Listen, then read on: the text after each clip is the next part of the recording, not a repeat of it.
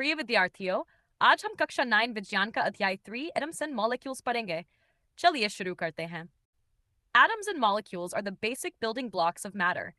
Atom और अणु पदार्थ के मूल निर्माण खंड होते हैं।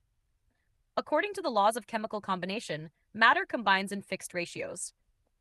रासायनिक संयोजन के नियमों के अनुसार पदार्थ निश्चित अनुपात में संयोजित होते हैं।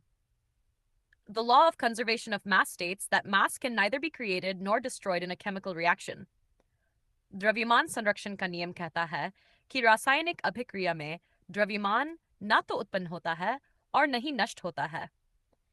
This means the total mass of reactants is equal to the total mass of products. इसका अर्थ है कि अभिकारकों का कुल द्रव्यमान उत्पादों के कुल द्रव्यमान के बराबर होता है। The law of constant proportions states that a chemical compound always contains the same elements in the same fixed proportion by mass. स्थिर अनुपात का नियम कहता है कि कोई रासायनिक यौगिक हमेशा समान तत्वों को समान निश्चित द्रव्यमान अनुपात में रखता है।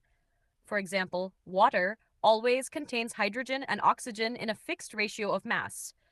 उदाहरण के लिए, पानी हमेशा हाइड्रोजन और ऑक्सीजन को निश्चित द्रव्यमान अनुपात में रखता है। John Dalton proposed the atomic theory to explain these laws.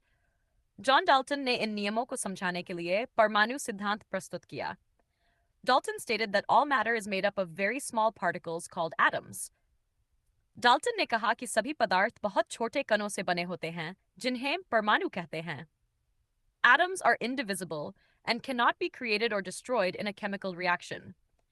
परमाणु अविभाज्य होते हैं और रासायनिक अभिक्रिया में न तो बनाए जा सकते हैं और न ही नष्ट किए जा सकते हैं।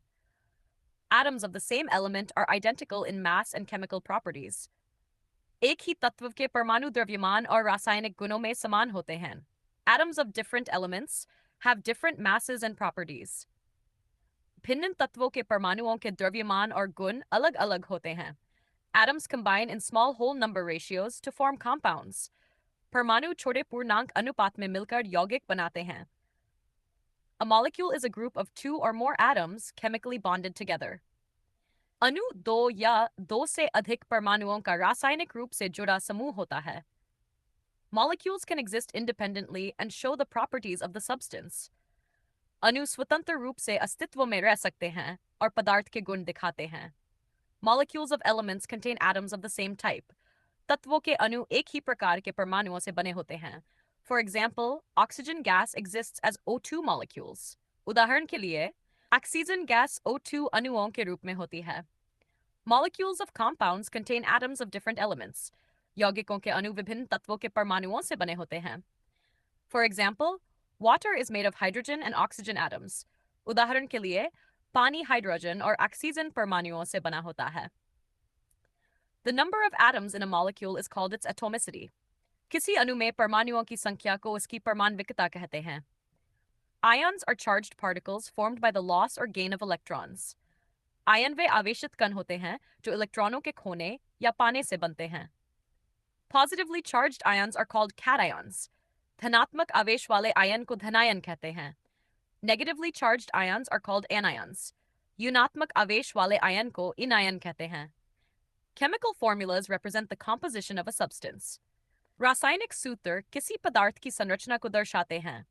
A chemical formula shows the types and number of atoms present in a molecule. रासायनिक सूत्र अणु में उपस्थित परमाणुओं के प्रकार और संख्या बताता है।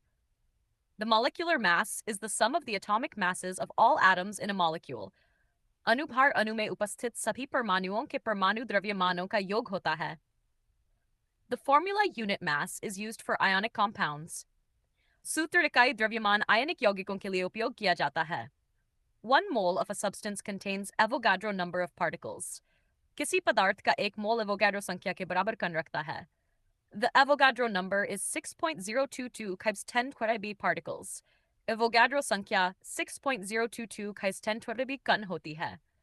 The mole concept helps in calculating the amount of substance in reactions. मोल की अवधारणा अभिक्रियाओं में पदार्थ की मात्रा की गणना में सहायता करती है। The molar mass of a substance is its mass in grams equal to its molecular mass. किसी पदार्थ का मोलर द्रव्यमान ग्राम में उसका वही द्रव्यमान होता है जो उसके अनुभार के बराबर होता है। Balanced chemical equations obey the law of conservation of mass. संतुलित रासायनिक समीकरण द्रव्यमान संरक्षण के नियम का पालन करते हैं. Balancing ensures that the number of atoms of each element is equal on both sides. संतुलन से यह सुनिश्चित होता है कि दोनों पक्षों में प्रत्येक तत्व के परमाणुओं की संख्या समान हो. कृपया इस वीडियो को अपने स्कूल समूह में और अपने विज्ञान शिक्षक के साथ साझा करें ताकि वीडियो पर उनके विचार जान सकें.